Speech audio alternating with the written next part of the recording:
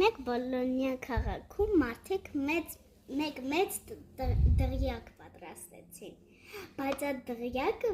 ուղղակի չէր, այդ պաղպաղակից էր։ Պաղպաղակի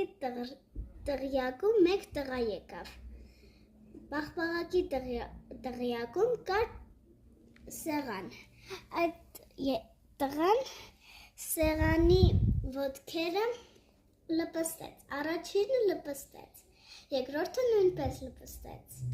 երրորդը նորից լպստեց և վերջին լպստելուց սեղանը ափսեներով ընկավ տղայի վրա, ափսենեն էլ էր բանից, պաղպաղակից։ Պահակը տեսավ, որ մեկ պատոհանից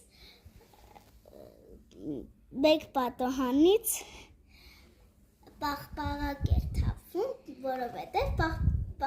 պատոհաններն էլ էին պաղպաղակից։ Եվ բոլոր երեխաներին ասեց, եկեք արագ, մեկ պատոհանը հալվում է, որպեսզի ոչ մի կաթիլ չկորի։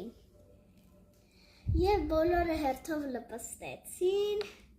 և մեկ տատիկ եկավ, ասեց, բասկաթոռը տվեք ինձ, ես մեղք տատիկ եմ։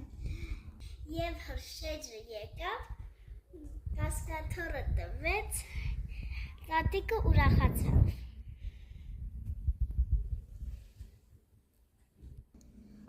Օ, ինչ լավ օր է, իսկական լավ օր է Բոլոնիայում,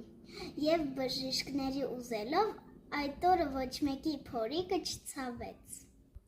Այդ օրվանից երեխաները հենց ուզում էին երկրորդ բաժին պաղպաղակ ուտել, մայրիկները տխուր ասում էին, էհ բարեկամս, քեզ մի հատ մեծ պաղպաղակի դղյակ է պետք, որ այդ վաղ Բոլոնիայում դու կուտեիր ու կկշտանայիր։